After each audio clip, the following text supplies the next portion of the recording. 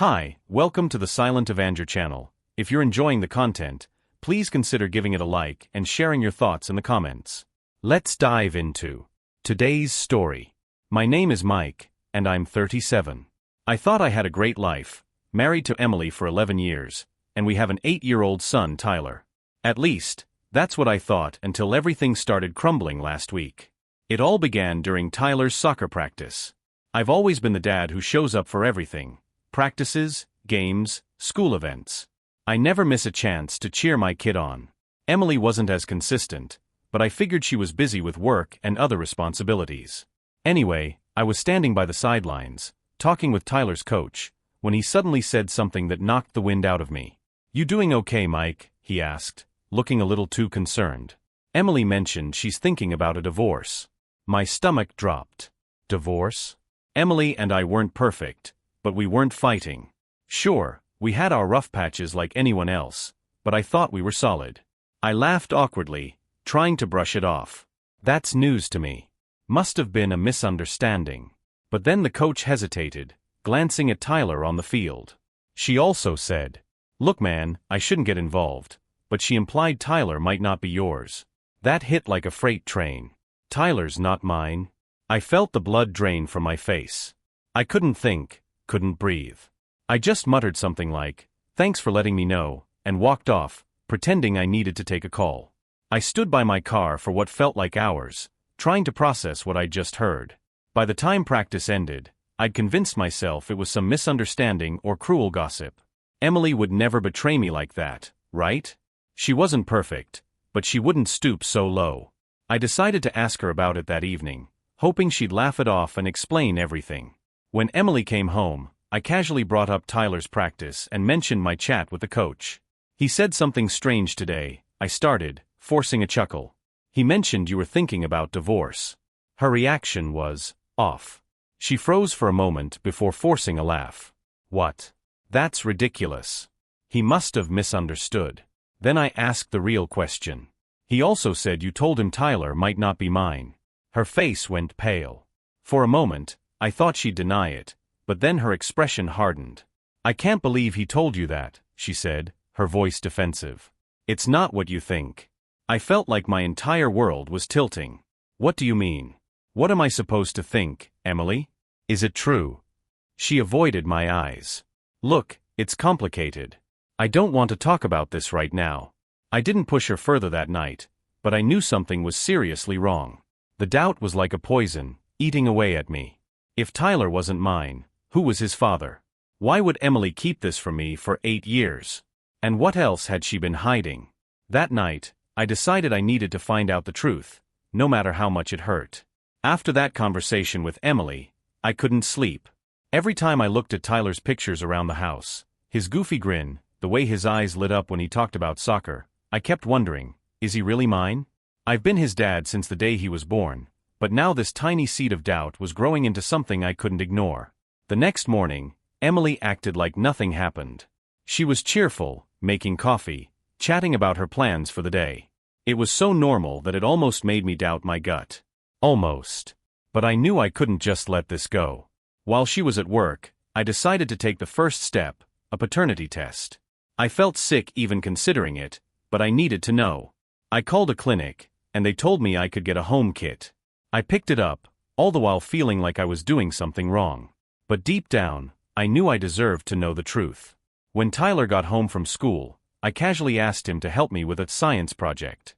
He thought it was cool to swab his cheek and didn't question it. My heart broke a little as I sealed the samples, knowing this could change everything. I mailed it off the same day. In the meantime, I started looking closer at Emily. Her behavior, her schedule, her excuses. It all started to feel off. She'd been working late a lot lately, claiming she was swamped with deadlines. At first, I believed her. But now, I started to wonder if there was more to it. That night, I waited until she was asleep and took her phone. I know it's not something I'm proud of, but I couldn't stop myself. My hands were shaking as I unlocked it. She told me her passcode years ago, never thought I'd use it like this. Her messages seemed normal at first. Work chats, friends, random junk. But then I saw a thread with Adam, our neighbor. My stomach flipped. Adam and I weren't close, but we were friendly. He'd come over for barbecues, helped fix our fence once. The messages didn't seem suspicious at first, just casual, friendly banter. But as I scrolled back, things changed. Emily had deleted a lot of their older texts, but the ones that were still there told me enough. Flirty comments, inside jokes, late-night chats. My heart sank when I saw one message from her: "Can't wait to see you tomorrow. Same place." I didn't know what same place meant, but it was enough to make me feel like a complete idiot. I put her phone back and sat in the dark for hours, my mind racing. If she was meeting Adam, then Tyler not being mine suddenly made a lot more sense. The next day, I called in sick to work. I couldn't focus on anything but finding out the truth. I decided to follow Emily. It felt wrong, sneaky and desperate, but I was past the point of caring about right and wrong. I just needed answers. When she left the house in the afternoon, I was right behind her, keeping my distance. She didn't go to work. Instead, she drove across town to a hotel. My chest felt tight as I parked down the street and watched her go inside. I waited in my car, half hoping I was wrong. Maybe it was a work meeting, or maybe she was meeting a friend. But then Adam walked in, glancing around like he was checking to make sure no one was watching. I felt like I'd been punched in the gut. My wife and my neighbor. In a hotel. I didn't confront them. Not yet. I needed more proof, something undeniable. So, I waited. An hour later, they walked out together, looking too comfortable with each other for it to be anything innocent. I took pictures from my car, my hands shaking so badly I almost dropped my phone. When I got home, I sat on the couch, staring at the pictures. My mind was racing with questions. How long has this been going on? Did Adam know about Tyler? Did Emily? I didn't have all the answers yet, but I was going to find them. One thing was for sure, my life as I knew it was over. After catching Emily and Adam at the hotel, I felt like I was living someone else's life, a twisted, dark version of the perfect family I thought I had. I knew I couldn't confront her without solid proof. People like Emily, liars, find ways to twist things, to make you feel crazy. I wasn't going to give her the chance. I spent the next couple of days playing the role of the unsuspecting husband. I went to work, helped Tyler with his homework, and pretended everything was fine. But inside, I was unraveling. Every time Emily smiled or said something sweet, it felt fake. And every time Tyler hugged me, I wondered if I was hugging someone else's child. The paternity test was supposed to take a week, but I couldn't just sit around waiting. I needed to know the full scope of what I was dealing with. I reached out to a private investigator, a guy named Carl. He came highly recommended by an old buddy from college who'd gone through a messy divorce. When we met, Carl was blunt. "If she's cheating, I'll find out. You just need to decide what you want to do with the information." I gave him everything I knew, the hotel, the messages, Adam's name. Carl promised to dig into Adam's background and keep tabs on Emily. The idea of having someone else watch my wife felt strange, but I was beyond caring. I needed the truth, and Carl was my best shot at getting it. While Carl got to work, I started digging through our financials. I wasn't looking for anything specific at first, just trying to keep busy. But as I went through bank statements and credit card bills, I noticed a pattern. Withdrawals I didn't recognize. Charges at restaurants and stores I'd never been to. At first, I thought it might just be Emily's spending, but some of the amounts didn't add up. Thousands of dollars gone over the past year. I started piecing together dates and realized many of the charges lined up with times when Emily claimed to be working late or out with friends. My stomach churned as I realized just how deep this might go. Was she using our money to fund her time with Adam? A few days later, Carl called me. "We've got something," he said. He came over that evening with a folder full of photos and documents. I opened it with shaking hands, bracing myself for what I was about to see.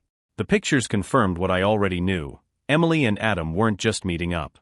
They were full-blown lovers. There were photos of them kissing in Adam's car, holding hands at a park, and walking into another hotel together. But the documents Carl found hit even harder. Adam wasn't just a regular guy. He had a criminal record, a history of fraud and scams. He'd been arrested twice for conning people out of their money, though he'd never served serious time. Carl explained that guys like Adam were smooth talkers, experts at manipulation. It clicked. The missing money, the weird charges. This wasn't just about an affair. Adam was using Emily for something. Maybe she was complicit, or maybe she'd been duped, but either way, I was getting screwed over in more ways than one. And then Carl dropped the bombshell. "Mike, there's a good chance Adam knows about you and Tyler." "What are you saying?" I asked, my voice barely above a whisper. "There's a pattern here," Carl said. "Adam targets women in stable marriages, ones with kids, and convinces them to leave. He promises them the world, but in the end, he takes them for everything they have. He might have even planted the idea that Tyler isn't yours." It felt like the walls were closing in.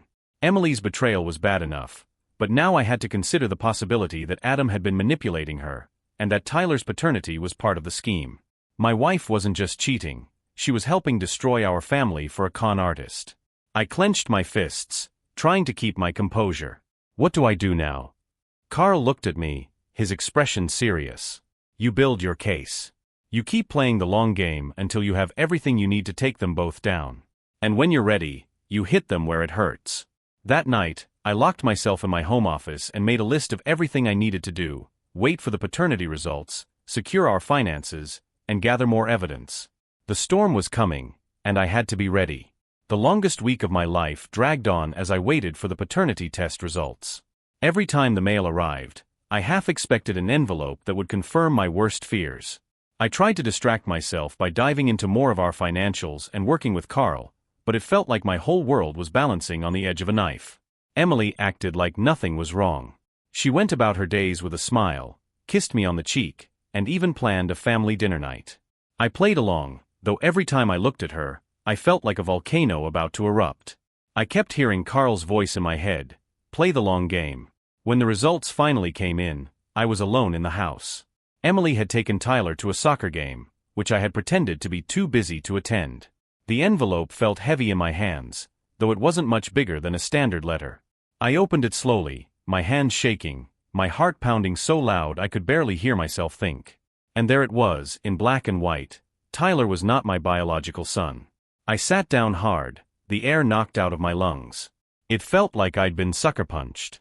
Part of me had been preparing for this, but seeing it written out was a whole different kind of pain. Memories of Tyler's birth, his first steps, his first words, they all flashed through my mind. And now I had to accept that biologically, he wasn't mine. But here's the thing, he was mine. I'd been there for every scraped knee, every late-night fever, every moment that mattered. No DNA test was going to take that away. But it did confirm one thing: Emily had been lying to me for years. And if Adam was Tyler's biological father, it was even worse than I thought. I called Carl and told him the results. "This changes everything," I said, my voice steady despite the storm raging inside me. "It does," Carl agreed. "But it also gives you leverage. Courts will take this into account if custody becomes an issue. And it's one more piece of evidence to use against her and Adam." "Good," I said, clenching my fists. "Because I'm not letting that man anywhere near my son." Fueled by anger and betrayal, I threw myself into uncovering the full extent of Emily and Adam's schemes.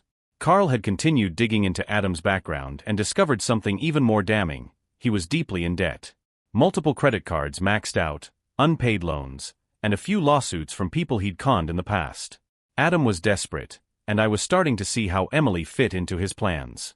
Carl also found that Emily had opened a separate bank account about a year ago, something she'd never mentioned to me. I managed to access the records through some digging and saw transfers from our joint account into this new one, totaling over $50,000. Some of it had been funneled to Adam directly, under the guise of business expenses. My blood boiled. The pieces were coming together. Adam had seduced Emily, convinced her to siphon money out of our accounts, and was probably planning to take her for everything she had before vanishing. And now that I knew Tyler wasn't biologically mine, it was clear Adam had been planting seeds of doubt to destroy me emotionally as well. I wasn't going to let them win. The next step was setting my plan into motion. I started by quietly moving money out of our joint account into one only I controlled. I couldn't risk Emily draining it before I was ready to confront her. I also met with a lawyer to discuss my options. My lawyer, a no-nonsense woman named Sharon, laid it out plainly. "You have enough evidence to blow this wide open. The paternity test, the financial transfers, the private investigator's report, it's a solid case. But if you want to come out of this on top, you need to be strategic. Sharon suggested filing for divorce first, which would put me in control of the narrative. She also recommended gathering more evidence to ensure Adam faced consequences for his fraud. I left her office feeling like I finally had a grip on the situation. At home, I started laying the groundwork for what would come next. I installed a camera in the living room, where Emily and I often talked. If she slipped up and admitted anything, I'd have it on record. I also began subtly encouraging Tyler to spend more time with me, strengthening our bond. He was my son, no matter what, and I wasn't going to let Adam ruin that. Then, I waited. The storm was brewing, and soon Emily and Adam would see just how much damage they'd caused, and just how far I was willing to go to protect my family. I waited for the right moment to confront Emily, knowing I couldn't go in without everything lined up. By now, I had Carl's full report, bank records, messages, and the paternity results. The more I prepared, the angrier I got. It wasn't just the betrayal, it was the sheer audacity of it all. Emily had no idea what I knew, and I was ready to blow her world apart. One night after dinner, while Tyler was upstairs playing video games, I asked Emily to sit down in the living room. I kept my tone calm, almost casual, as I started. "Emily, we need to talk." She looked up from her phone, raising an eyebrow. "What's going on?" "I've been noticing some things lately, things that don't add up." I leaned forward, clasping my hands together to keep them from shaking. "Like the money missing from our accounts. Or the fact that you've been lying to me about working late." Her expression shifted immediately, defensive, guarded. "What are you talking about? I haven't been lying." "Don't insult me by playing dumb," I said, my voice steady. "I know about the separate bank account. I know about the money you've been sending to Adam. And I know about the hotel." Her face went pale, and for a second, I thought she might faint. But then she snapped, her voice rising. "Are you spying on me? Going through my things? How dare you invade my privacy?" I laughed bitterly. "Privacy? Don't talk to me about privacy when you've been sneaking around behind my back for who knows how long. You want to explain what exactly you and Adam are doing? Or should I just tell you what I already know?" She stared at me, her mouth opening and closing like she couldn't decide what to say. "It's not what you think." "Cut the crap, Emily." I slammed a folder down on the coffee table, spilling out photos of her and Adam at the hotel, copies of the financial transfers, and the paternity test results. This is what you've been doing. This is who you really are." She stared at the evidence, her hands trembling. You went through my things? You had me followed." "Don't act like the victim here," I shot back. "You've been lying to me, stealing from me, and sleeping with our neighbor. And let's not forget, Tyler. You knew all along there was a chance he wasn't mine, didn't you?" Her face crumpled, and she started crying. But there was no remorse in her tears, only panic. "Mike, please, I can explain." "Explain what?" "That you've been funneling our money to a con artist? That you've let this man into our lives, into our son's life." My voice cracked, but I kept going. "Do you even care what you've done to this family?" "I didn't mean for it to get this far," she sobbed. "Adam said he had a business opportunity, and I thought it could help us. I swear, I only wanted to make things better." "Better?" I barked out a laugh. "You wanted to make things better by betraying me and letting some scammer manipulate you? You're either a liar or an idiot, or both." Her tears turned to anger. "Don't you dare call me an idiot. I was just trying to find happiness, Mike. You haven't exactly been perfect, you know." I stared at her in disbelief. "You're unbelievable. I've been nothing but faithful, working my ass off to give you and Tyler a good life, and this is what I get." She looked away, unable to meet my eyes. "What do you want me to say?" I stood up, shaking with rage. "I want you to admit the truth. Admit what you've done and tell me how you're going to fix it. Because as far as I'm concerned, this marriage is over." Her head snapped up, and she looked genuinely terrified. "You don't mean that. We can work through this." "No, we can't," I said coldly. "You destroyed this family the moment you decided to lie to me. And trust me, Emily, I'm going to make sure you and Adam pay for every single thing you've done." Before she could say anything else, I turned and walked out of the room. Upstairs, I found Tyler, oblivious to the chaos unfolding below, and hugged him tightly. Whatever happened next, I wasn't going to let him suffer for his mother's choices. After the confrontation, Emily avoided me for the next few days. She tried to act normal around Tyler, but I could see the cracks in her composure. She was on edge, jumpy, and constantly checking her phone. I knew she was probably messaging Adam, trying to figure out what to do now that the jig was up. While she spiraled, I was busy locking down everything I could. I met with Sharon, my lawyer, and laid out all the evidence: the paternity test, the financial transfers, Carl's investigation. She listened carefully, nodding as I explained. "You've got a strong case," Sharon said. "With the paternity test alone, you have grounds to challenge custody. Combine that with the financial fraud and the affair, and the court will likely favor you. But we need to be meticulous. If you want full custody and to hold Adam accountable, we have to approach this strategically." She handed me a list of things to do. Close the joint account and secure my finances. Document every interaction with Emily moving forward. Continue gathering evidence against Adam. Prepare for the custody battle ahead. I took her advice to heart. The first thing I did was close our joint account and move the remaining money into a separate account under my name. I also changed the passwords on all our utilities and canceled any credit cards Emily had access to. Next, I sat down with Carl to discuss the next steps. "We've got enough to prove the affair," I told him, "but I want to dig deeper into Adam's past. If he's been scamming other people, I want to know about it."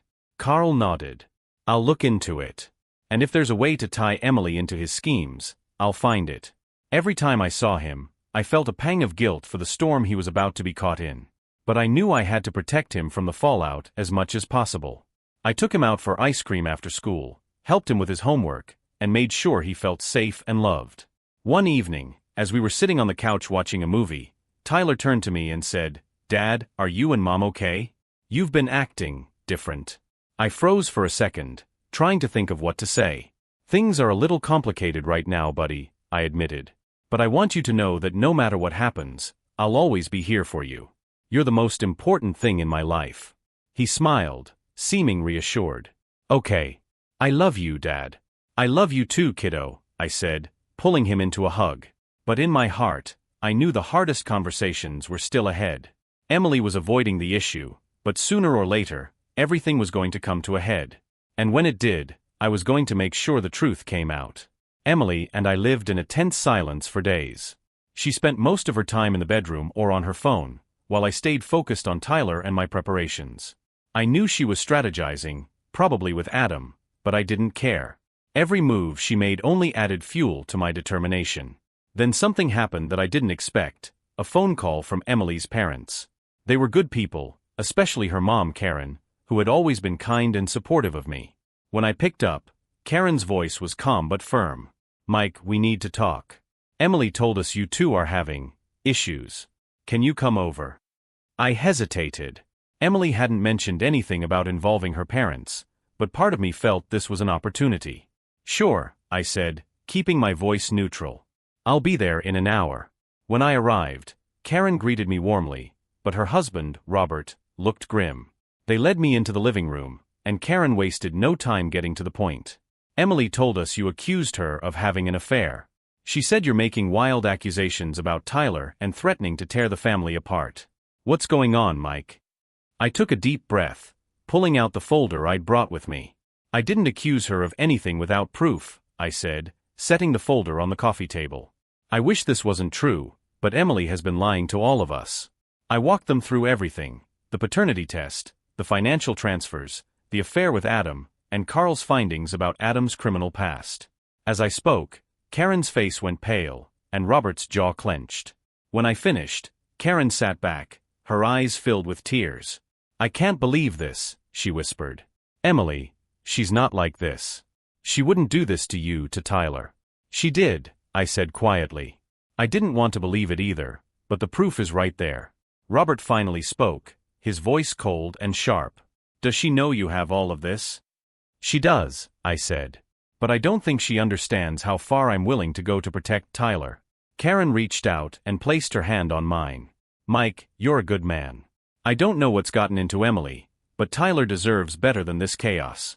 If you need our support, you have it." Her words hit me harder than I expected. For so long, I felt like I was fighting this battle alone. But now, knowing I had allies, even if they were Emily's own parents, gave me a renewed sense of strength. When I left their house, Karen hugged me tightly and whispered, We'll talk to her. Stay strong, Mike.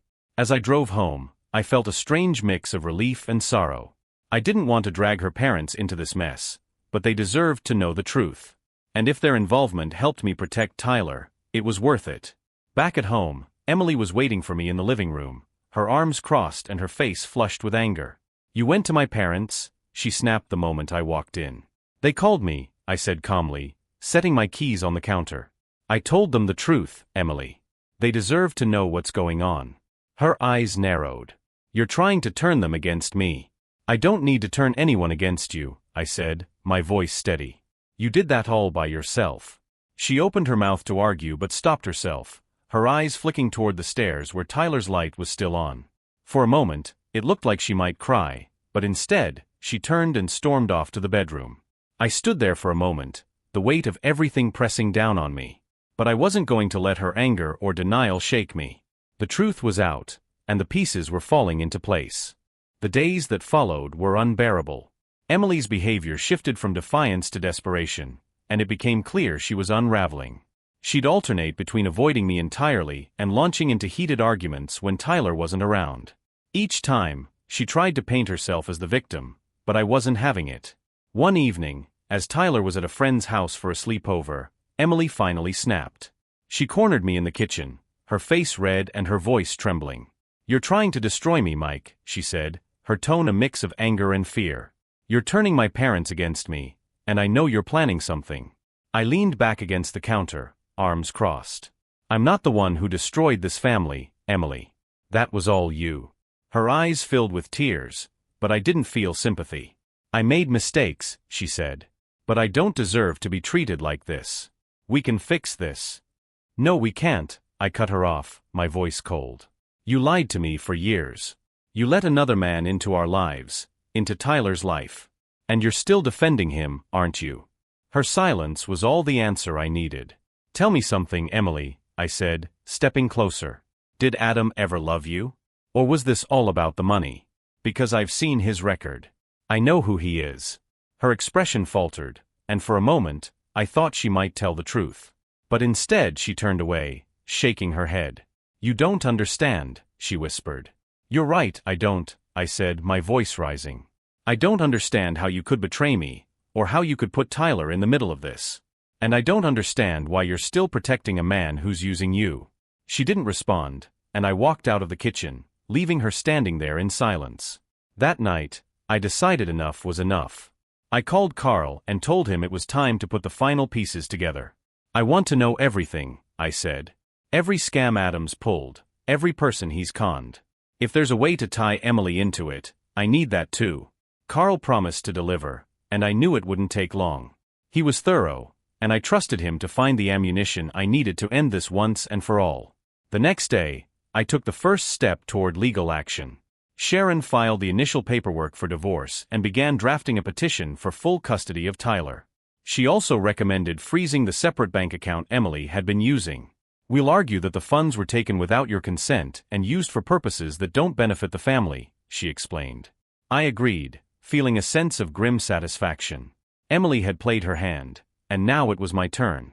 But the real blow came 2 days later. Carl called me, his voice tinged with urgency.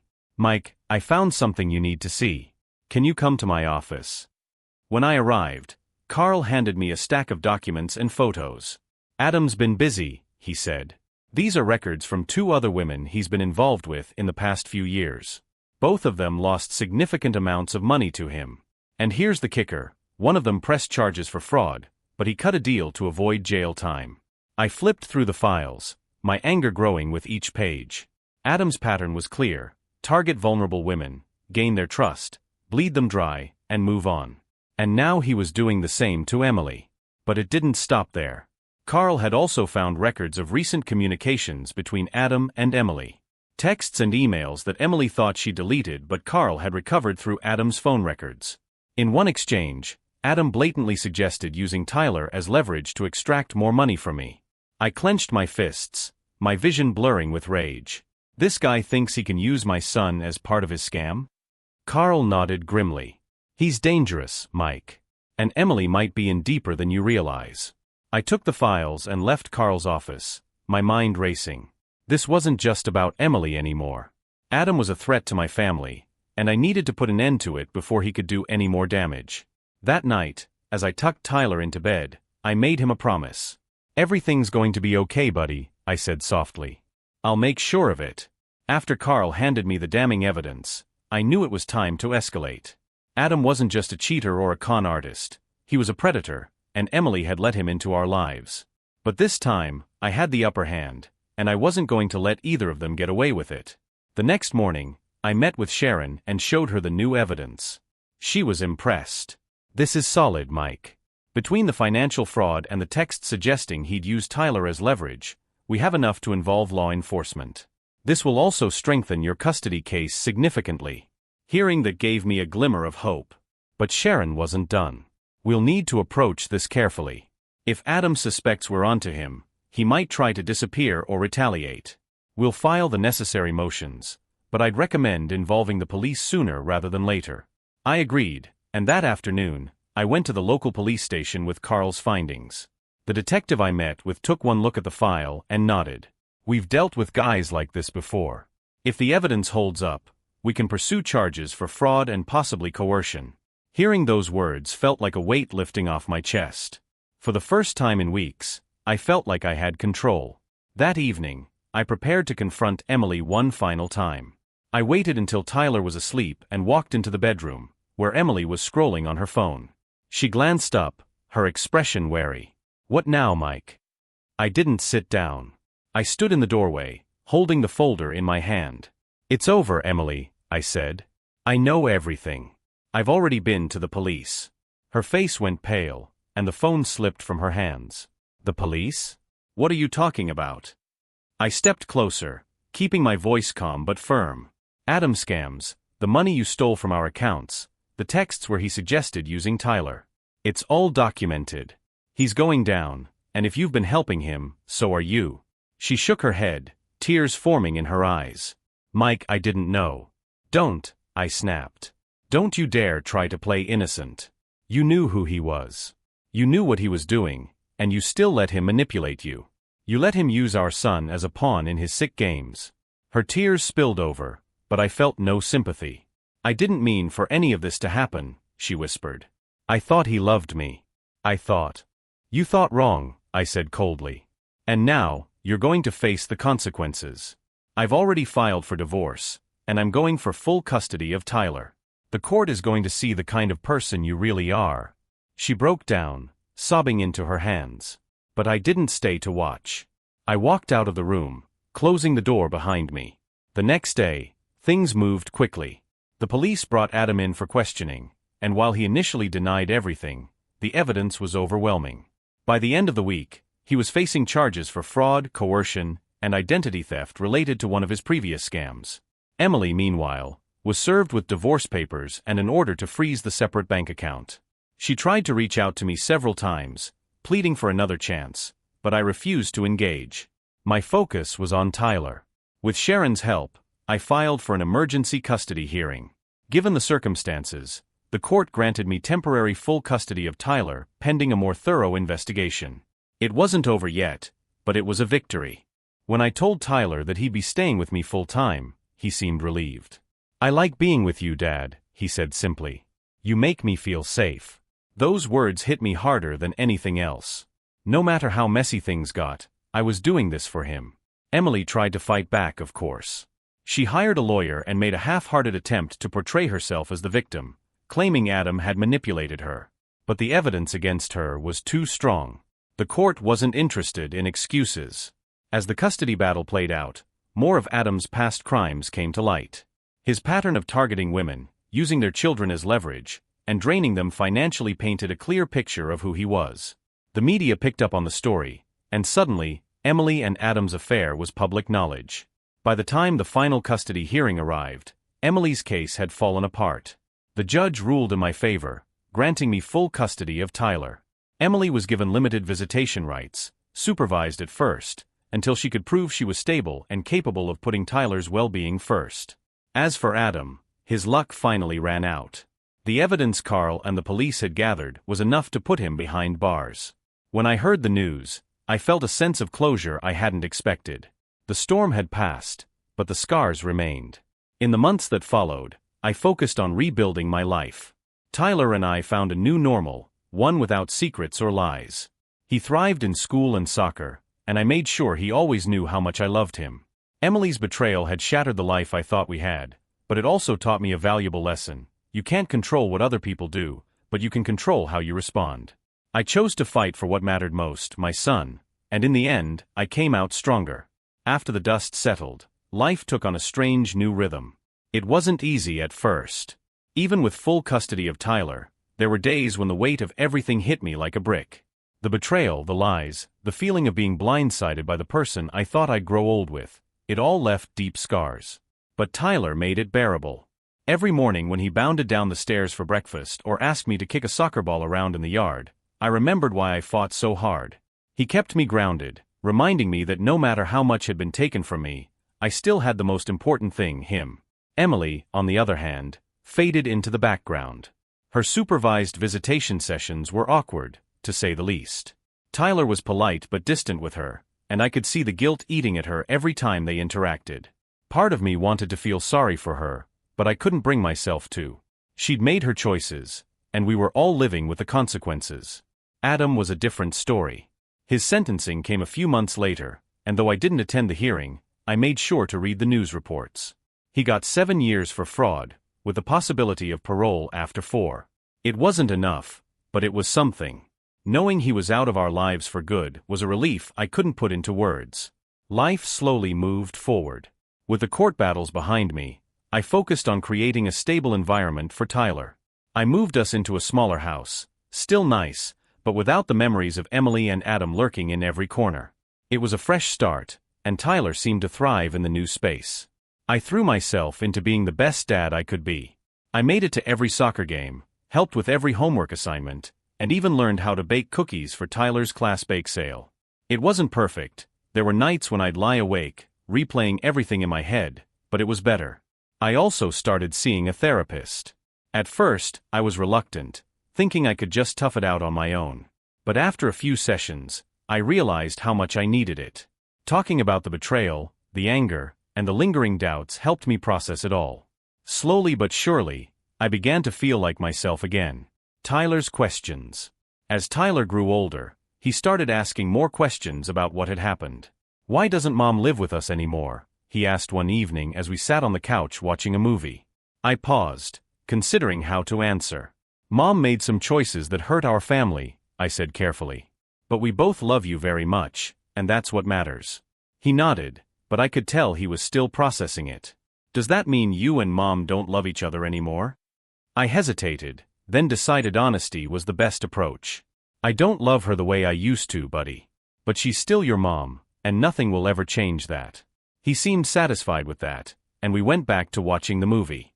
But the conversation stuck with me. I realized that no matter how angry I was at Emily, I needed to make sure Tyler didn't carry that burden. A glimmer of hope. Months turned into a year, and life started to feel normal again. I even started dating, something I never thought I'd be ready for. At first, it was awkward, navigating the world of online apps and first dates, but eventually, I met someone. Her name was Sarah, a teacher at Tyler's school. Sarah was kind, patient, and understanding in a way that felt new and refreshing. She didn't pry about my past, but she listened when I was ready to talk. Tyler adored her, and seeing them bond brought a warmth to my heart I hadn't felt in a long time. It wasn't perfect, nothing ever is, but it was a start. For the first time in a long time, I felt hopeful about the future. Looking ahead. I'll never forget what happened. The betrayal, the heartbreak, and the fight to protect Tyler, it's all a part of me now. But I've learned that life doesn't stop when everything falls apart. You pick up the pieces, build something new, and keep moving forward. Tyler and I have a long road ahead, but we're walking it together. And for the first time in what feels like forever, I can finally see the light at the end of the tunnel. The next few months were about finding balance. Tyler and I settled into a routine that felt like a new kind of normal. His laughter became the soundtrack to my life, and I clung to it like a lifeline. Emily's visits continued under supervision, but they were strained. Tyler seemed unsure of how to act around her, and I didn't interfere. Their relationship was theirs to figure out, though I made sure he felt supported no matter what. One day, Tyler surprised me with a question. Do you think Mom will ever live with us again? I paused, choosing my words carefully. Probably not, buddy. Sometimes grown-ups make choices that change things forever. But it doesn't mean she doesn't love you. He nodded, his little face serious. Okay, Dad. It was one of those moments that reminded me of how much he'd been through, and how strong he was because of it. Moving forward, Sarah became a bigger part of our lives, not by force, but naturally. She'd come over for dinner, help Tyler with his school projects, and somehow made everything feel lighter. One evening, after Tyler went to bed, Sarah and I sat on the porch, sipping coffee. You're doing a great job with him, she said softly. Thanks, I replied. Some days it feels like I'm just winging it. Aren't we all, she joked, and for the first time in a long time, I laughed. The road ahead. Life wasn't perfect, but it was peaceful. Tyler was thriving, I was healing, and for the first time, the future didn't feel so uncertain. I knew the wounds would always be there, but they didn't define me anymore. One evening, I got a call from Emily. It had been a while since we'd spoken directly, as most communication about Tyler went through our lawyers or the supervised visits. Her voice was subdued. Mike, can we meet? I need to talk to you, she said. Part of me wanted to say no, but something in her tone made me agree. We met at a coffee shop the next day, a neutral space that felt safer than the house. When I arrived, she was already sitting at a corner table, looking nervous. I sat down, waiting for her to speak. I wanted to apologize, she began, her eyes brimming with tears. For everything. For the lies, the betrayal, for hurting you and Tyler. I don't know how to fix what I've done, but I needed to tell you I'm sorry. Her words caught me off guard. I'd imagined this moment so many times, and yet, hearing it didn't bring the satisfaction I thought it would. I appreciate that, I said carefully. But this isn't about me anymore. It's about Tyler. If you want to fix things, focus on being a good mom to him. She nodded, wiping her eyes. I'm trying. I really am. I believed her, but trust wasn't something I could offer freely anymore. Still, as I left the coffee shop, I felt a small sense of closure. Her apology didn't erase the pain, but it was a step toward letting go. A new chapter. Back home, I focused on the life Tyler and I had built. Sarah was becoming more than just a girlfriend. She was part of our family. And for the first time in years, I felt like I wasn't just surviving. I was living. Tyler came home from school that day with a drawing he'd made. It was the two of us playing soccer, with the words "Best Dad Ever" scrawled across the top. That's going on the fridge, I told him, ruffling his hair. Really? It's not even that good, he said, laughing. It's perfect, I said, and I meant it. Life wasn't perfect, but it didn't need to be. We had each other, and that was enough.